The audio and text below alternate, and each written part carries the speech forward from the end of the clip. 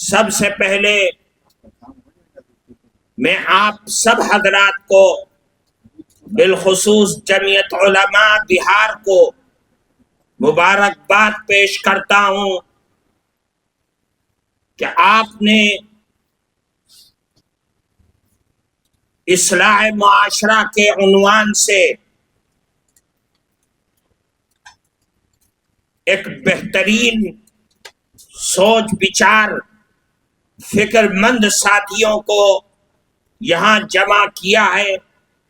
اللہ رب العزت والجلال ہم سب کے یہاں جمع ہونے کو مثمر ثمرات بنائے۔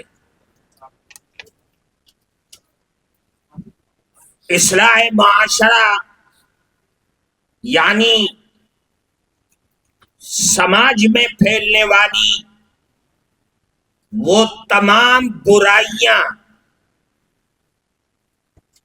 جو بہترین معاشرے کو اور سماج کو جرجر بنا دینے کے لیے کافی ہوتی ہیں، ان تمام برائیوں کو ایک ایک کر کے نظر کر کے اس کو مٹانے کی کوشش کرنا، اسی کا نام اصلاح معاشرہ ہے۔ یہ کوئی نیا کام نہیں ہے، قرآن بھی اصلاح معاشرہ کرتا ہے۔ ہم اور آپ جو اپنے دین اور ایمان کی روشنی قرآن و حدیث سے حاصل کرتے ہیں، ہم بھی اصلاح معاشرہ کے نام سے جمعیت علماء کے پلیٹ فارم سے پورے ملک میں یہ تحریک چلاتے ہیں اور چلا رہے ہیں۔ میرے عزیز دوستو، مجھے آج صرف دو باتیں آپ حضرات کے سامنے رکھنی ہیں۔ اصلاح معاشرہ کی اہمیت کیا ہے؟ قرآن و حدیث میں امر بالمعروف اور نہی عن المنکر یعنی بھلائی کا حکم کرنا اور برائی سے روکنا، میری اور آپ کی گفتگو اس سے پہلے سالوں میں ہو چکی ہے۔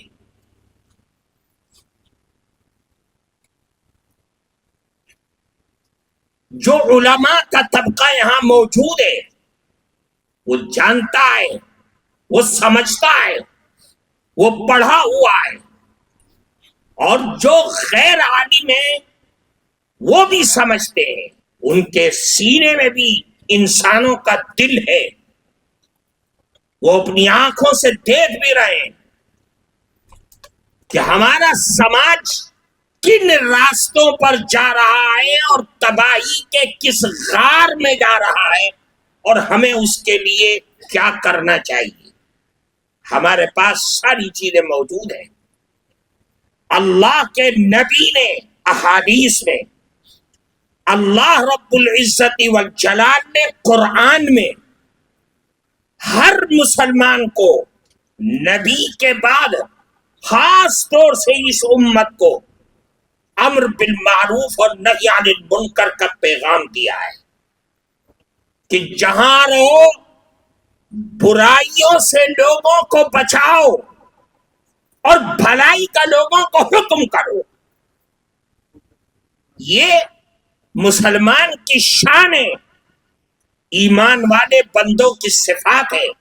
اگر کوئی مسلمان سماج میں رہ کر کے امر بالمعروف اور نہی عن المنکر نہیں کرتا، برائی ہو رہی ہے ہونے دیتا ہے، یا برائی کا ساتھ دیتا ہے، تو یاد رکھیے ہم جس مذہب اور دین کو مانتے ہیں وہ دین و شریعت یہ کہتی ہے کہ جتنا مجرم اس گناہ کو کرنے والا ہے، نہ روکنے والا بھی اتنا ہی مجرم ہے۔ جس سزا کا وہ مستحق ہے اسی سزا کا وہ مستحق ہے جس نے اپنے منہ میں پتاشا رکھ رکھا ہے اور بولتا نہیں ہے اور ٹوکتا نہیں ہے۔ اس لیے یاد رکھیے سماج میں برائیوں کو روکنے کی ذمہ داری جہاں ہر امت مسلمہ کی ہے، وہاں سب سے بڑی ذمہ داری علماء امت کی ہے اور ائمہ مساجد کی ہے۔ کیوں؟ اس لیے کہ ان کے کاندھوں پر قرآن و حدیث کا بوجھ ہے۔ اگر آپ میدان میں نہیں نکلیں گے اور مدرسے کی چہار دیواری سے باہر نکل کر کے سماج کو برائیوں سے نہیں روکیں گے تو اللہ کے دربار میں ہم اور آپ اپنے دامن کو بچا نہیں پائیں گے۔ اس لیے میں پوری انشراح کے ساتھ، پورے کھلے دل کے ساتھ میں آپ سے کہتا ہوں، ہم بھی آپ کی برادری کے ہیں، آپ بھی ہماری برادری کے ہیں۔ یہاں سب ایک ہی مشکل حالات کو لے کر کے اس کے سوچ بچار کے لیے بیٹھے ہوئے۔ ہمیں یہاں اٹھنے سے پہلے یہ فیصلہ کرنا پڑے گا کہ ان برائیوں کو جو سماج میں پھیل رہی ہے ہم کیسے روکیں، اس کا حل کیا ہے؟ اس کا حل کیا ہے؟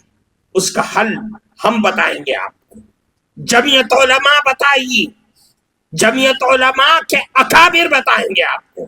ان خطوط پر چل کر کے آپ کو اپنے سماج کی اصلاح کرنی ہے جس کے دل میں اللہ کی وحدانیت کا ایمان اور یقین ہے۔ میرے بھائیوں، ہم کس کس برائیوں کو روئیں؟ ہمارے جسم کا ہر حصہ داغدار ہے، زخمی ہے۔ کن برائیوں کو ہم آپ کے سامنے ذکر کریں اور کن کن برائیوں کا رونا روئیں؟ آج تک ہم روتے تھے کہ میری قوم شراب اور نشے، چرس، گانجا، افیم، ڈوڈا، اسمیک، انجیکشن، ٹیبلٹ، سیرپ، دنیا بھر کے نشوں میں مبتلا ہے۔ یہ کوئی چیز نہیں ہے، یاد رکھ لیجیے، کوئی چیز نہیں۔ شراب پینے والا مر گیا، شرابی کا دروازہ بند ہو گیا، ختم ہو گئی کہانی۔ ایک سود لینے اور دینے والا انسان ہے، دنیا اس کو غلط سمجھ رہی ہے، وہ مانتا نہیں ہے، وہ مر گیا، دنیا سے چلا گیا، سود لینے اور دینے کا دروازہ بند ہو گیا، ختم ہو گئی کہانی۔ ایک ظالم ہے، ظلم کرتا ہے دنیا میں، سماج کو تباہ و برباد کر رکھا ہے، وہ مر گیا، کہانی ختم ہو گئی۔ لیکن ایک بیماری ایسی ہے جو قیامت کی صبح تک ختم ہونے والی نہیں ہے، چاہے نسلیں مر جائیں، خاندان مر جائیں، برادریاں تباہ ہو جائیں، لیکن وہ بیماری اور وہ لعنت ختم نہیں ہو سکتی جو اس نے آج جنم دے دیا ہے۔ جانتے ہیں وہ بیماری کون ہے؟ وہ بیماری بندھن بینک ہے، وہ بیماری بندھن بینک ہے، اور آپ کے ہاں بھی ہوگی۔ میرے علاقے میں یو پی کے اندر بندھن بینک اور دوسرے جو خالص عورتوں کی آئی ڈی پر قرضہ دیتے ہیں، وہ انتہائی خطرناک، مہلک، انتہائی پریشان کن چیز ہے جس کا کوئی حل نظر نہیں آ رہا۔ آپ سمجھتے ہیں اس کی برائیاں؟ وہ مردوں کی آئی ڈی پہ نہیں، وہ آپ کی ماں، آپ کی بیوی، آپ کی بیٹی کے آئی ڈی پر انہیں 40 اور 20 اور 50 ہزار روپے قرضہ ملے گا، مرد عیش کرے گا اور عورتیں اس کی قسطیں بھریں گی، اور اگر قسطیں ٹوٹ گئیں تو یاد رکھیے وہیں سے ان کی عزت کا سودا شروع ہو جائے گا۔ مجھے معلوم ہے، میں نے دیکھے ہیں وہ حالات، وہ گاؤں، وہ لوگ کہ وہ قسطیں لینے کے لیے آیا، مرد مکان چھوڑ کر کے دور چلا گیا، اور وہ قسطیں والا لینے والا آدمی، نوجوان مرد نامحرم، وہ آپ کے بیڈ روم میں اس کے ساتھ بیٹھا ہوا ہے، سودے بازی ہو رہی ہے۔ آپ سمجھتے ہیں کہ سماج کہاں جا کر کے رکے گا اگر حالات اور خراب ہو جائیں گے؟ ہم سو رہے ہیں، ہمیں تو 50 ہزار روپے قرضہ مل گیا، آپ اس کی طرف غور کیجئے، علماء امت کھڑے ہوں، دانشوران قوم کھڑے ہوں، میری قوم کے بڑے اور چودھری کھڑے ہوں اور اس کا انتظام کریں۔ قرضہ لینا ہے، کیسے دیں گے قرضہ؟ میں کہتا ہوں کہ سماج کے معزز اور علماء امت کمیٹی بنا کر کے ان لوگوں کے لیے قرضے کا بغیر سودی قرض کا انتظام کریں کہ ہمارے پاس سے لے کر کے قرضہ جاؤ اور ہر ہفتے یا مہینے میں اس کی قسط جمع کرو، تاکہ ان بے غیرت بے شرم جو آپ کی عورتوں کی عزت کے دیوانے، ان بھیڑیوں سے آپ کی اور ہماری مائیں اور بہنیں اور ان کی عزتیں محفوظ رہ سکیں۔ نہیں کرو گے تو یاد رکھنا یہ آگ لگ چکی ہے پورے ہندوستان کے اندر، اور یہ آگ میرے اور آپ کے سماج کو تباہ و برباد کرتے رہتے ہیں۔ میرے بھائیوں، ہم تو منہ بھی نہیں کھولتے، ہم بتاتے نہیں اس کے عیب کو۔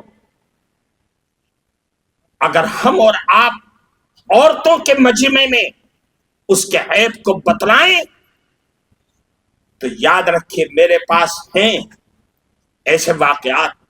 میں نے بیان کیا تو عورتوں نے لینے کے لیے انکار کر دیا، شوہر نے زبردستی کی، کہا کہ نہیں لیں گے، ہم نہیں دیں گے اپنی آئی ڈی کو، منع کیا ہے، یہ حرام ہے، یہ غلط کام ہے، اس میں پردہ ختم، عزت ختم، سب کچھ ختم۔ وہ قوم جس کی بیٹیوں کے نام لوگ دعوت نامے پہ نہیں لکھا کرتے تھے، آج ان کی بیٹیوں کو سر عام نیلام کیا جا رہا ہے ان کے آئی ڈیوں اور فون نمبر کے ذریعے سے۔ کہاں ہیں ہم؟ کہاں ہیں ہم؟ میں آپ کے اور آپ کے دل و دماغ کو جھجوڑنا چاہتا ہوں۔ اٹھیے، آپ فکر کیجئے لوگوں کو۔ اگر آج آپ نے نہیں فکر کیا تو یاد رکھیے سماج تباہ برباد ہو جائے گا۔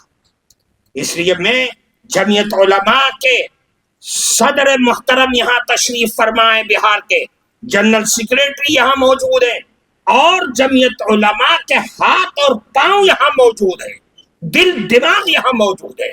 میں کہتا ہوں کہ آپ فکر کیجئے اور اپنی قوم کو ان بندھن بینک کی لعنت سے بچانے کی ہر ممکن کوشش کیجئے۔ یہ چیز خون کی طریقے سے میرے معاشرے کو تباہ و برباد کر رہی ہے۔ پتہ نہیں آپ میری سوچ سے اور میری باتوں سے متفق ہیں کہ نہیں، لیکن حالات بہت خراب ہیں۔ میرے سامنے حالات ہیں، اس لیے میں کہہ رہا ہوں۔ میں نے روتے ہوئے دیکھا، میں نے تباہ و برباد ہوتے ہوئے دیکھا، میں نے اپنی بہو اور بیٹیوں کو ان بھیڑیوں اور درندگوں کے ساتھ چلے جانے اور گھر چھوڑ کر کے جانے کے لیے میں نے دیکھا ہے، صرف بندھن بینک کی وجہ سے۔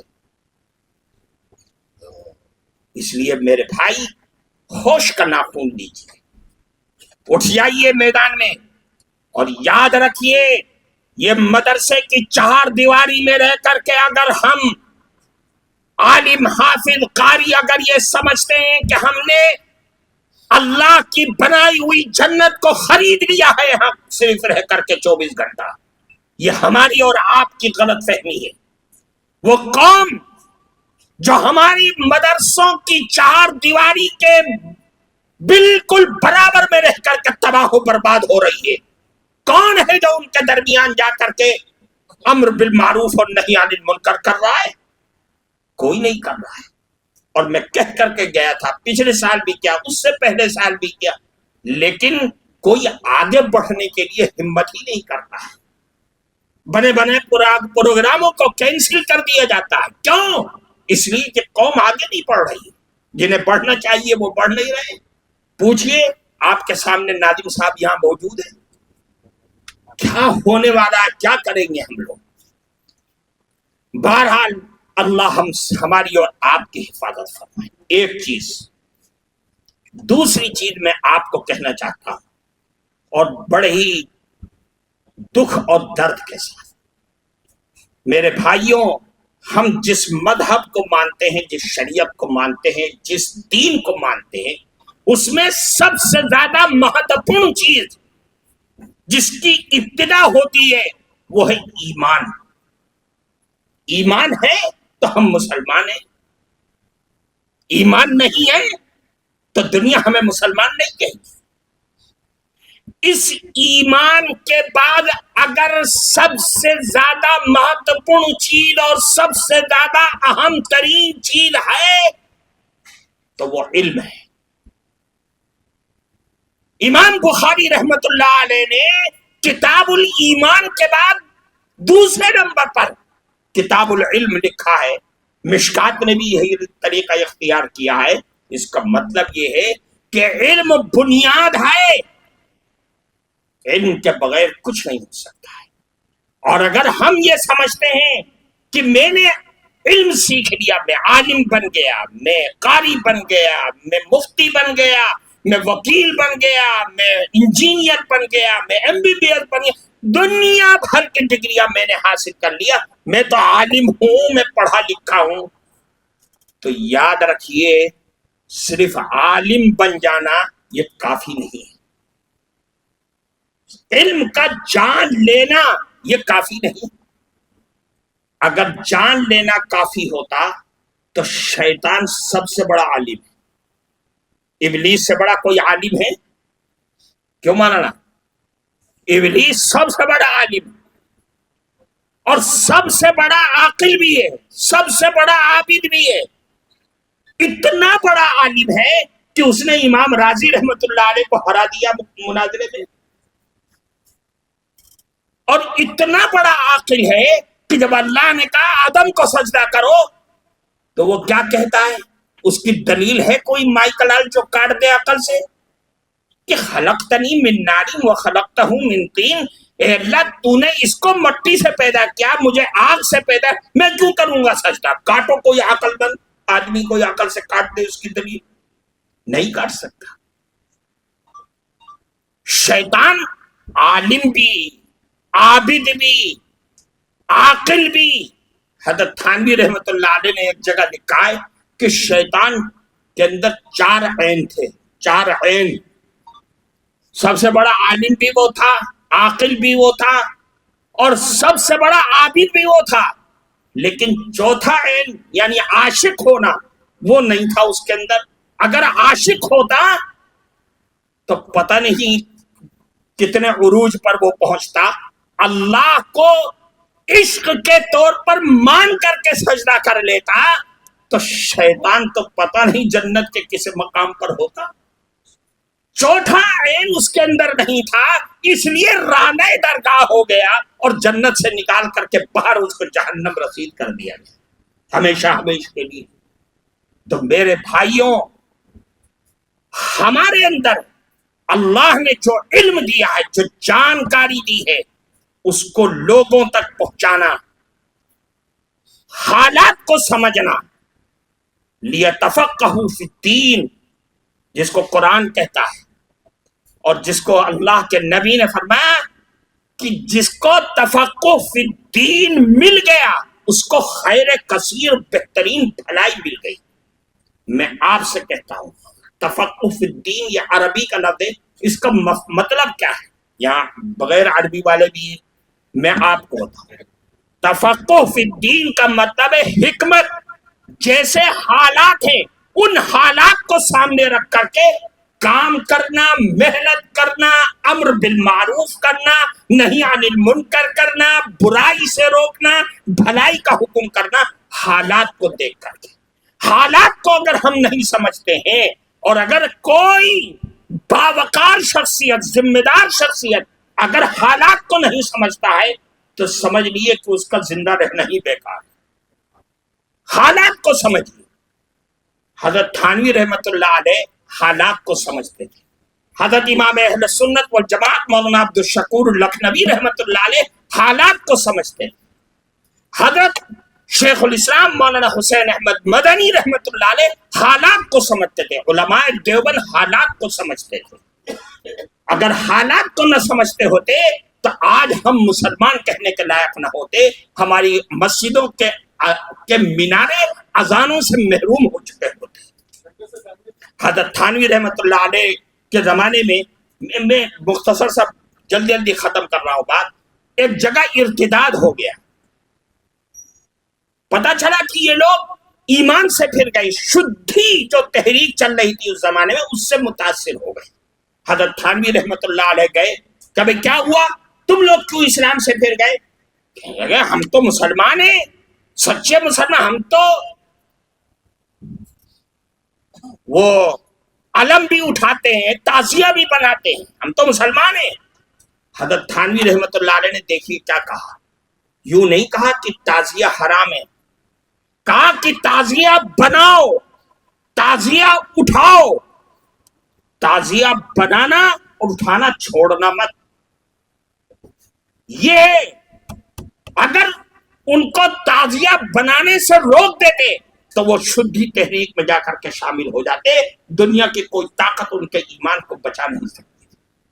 حضرت امام اہل سنت والجماعت جب لوگ شیعوں کے مسلمان شریک ہو رہے تھے ان کے جلوس کے اندر محرم کے, اس سے منہ پھیرنے کے لیے, اس سے ہٹانے کے لیے امام اہل سنت رحمت اللہ علیہ نے تحریک مدح صحابہ چلائی اور مدح صحابہ کا جلوس باقاعدہ متعین کیا. آج بھی وہ نکلتا ہے, صرف اس دھارا کو موڑ دیا. آپ جانتے ہیں سیلاب آ رہا ہے, آپ اچھی طرح جانتے ہیں یہ علاقہ تو سیلابی کا ہے. سیلاب آ رہا ہے تو اس کو باندھ یوں نہیں لگایا جاتا بلکہ اس کے رخ کو موڑا جاتا ہے کہ گاؤں سے بچ کر کے باہر کو چلا جائے. اگر یوں لگا دیں گے بندش تو وہ توڑ کر کے آپ کو تباہ و برباد کر دے گا. میرے بھائیوں, ہمیں سمجھنا ہوگا آج ارتداد کی لہریں ہیں. میری قوم کے بچے اور بچیاں ایمان کا سودا کر رہی ہیں. ہمیں سوچنا ہوگا کہ آج حالات کس چیز کو آواز دے رہے ہیں. ہمیں سوچنا ہوگا. جب 1857 ہوئی دارالعلوم دیوبند کو قائم کیا گیا, اسی دارالعلوم دیوبند کے ایک چھاتر سب سے پہلے حضرت شیخ الہند مولانا محمود حسن دیوبندی رحمت اللہ علیہ نے ادھر دلی کے اندر جامعہ ملیہ اسلامیہ کی بنیاد ڈالی. کیوں ڈالی بنیاد؟ یہ علماء کا طبقہ یہاں سے نکلے گا, قرآن و حدیث کی خدمت کرے گا, ٹھیک. ادھر سے وہ طبقہ نکلے گا دنیاوی تعلیم سے مہارت حاصل کرنے کے بعد مسلم قوم کو, اپنے سماج کے لوگوں کو, ہر ہندوستانی کو اسکول, کالجز, دنیاوی تعلیم کے تمام شعبے جات سے ان کو پڑھائے گا, لکھائے گا, اسکول قائم کرے گا, کالجز بنائے گا. لیکن حالات نے کیا رخ موڑا. علماء مدارس پوری دنیا میں جہاں گئے دیوبند سے نکل کر کے اس کی آواز پر, چھوٹے بڑے مکتب مدرسے افریقہ اور امریکہ اور برطانیہ اور جہاں گئے وہاں جا کر کے قائم کر دیا. لیکن آج حالات یہ ہیں کہ اپنے اسکول, اپنے کالجز آپ انگلیوں پہ گر لیجئے, کہیں کہیں آپ کو ملیں گے.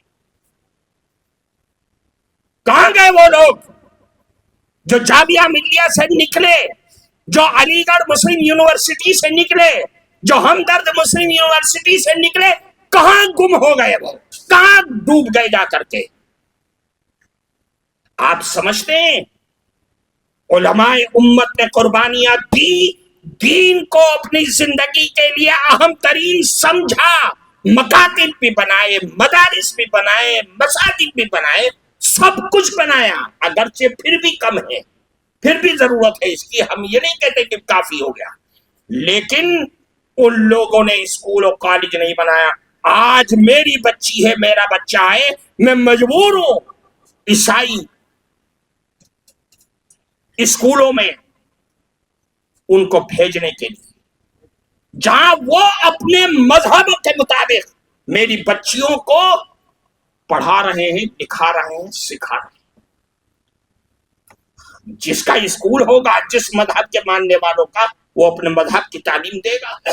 میں مختصر سی بات تو بہت لمبی ہے، مجھے بہت آخر میں دیا، لیکن میں آپ سے ایک بات کہتا ہوں، یہاں سے عہد کر کے جائیں اہل مدارس، یہاں اسٹیج پر بیٹھے ہوئے جمعیت علماء کے ہاتھ اور پاؤں دل دماغ یہاں بیٹھے ہوئے ہیں، میں تو سب کے نام بھی نہیں جانتا، میں کہتا ہوں آپ یہاں سے خیر سگالی کے طور پر یہ پیغام لے کر کے جائیں کہ مجھے اپنے مدرسے کی چہار دیواری کے ایک کونے میں لڑکیوں کے لیے اسکول بنانا ہے، لڑکوں کے لیے اسکول بنانا ہے، لڑکیوں کا اسکول الگ بناؤ، لڑکوں کا اسکول الگ بناؤ، اور دینی ماحول میں ان کو عصری تعلیم دو، نہیں دو گے نہیں قدم بڑھاؤ گے تو یاد رکھنا آنے والے حالات بہت خراب ترین مستقبل کا پتہ دے رہے ہیں۔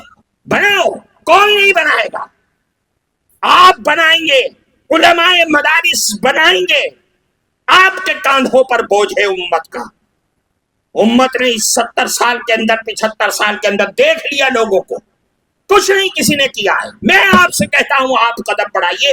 میرے والد نے میرے مدرسے کے ایک کونے میں لڑکیوں کا مدرسہ 8ویں تک چالو کر دیا ہے، اسی سال پڑھائی شروع ہو گئی، الحمدللہ کام ہو گیا، داخلے ہو گئے۔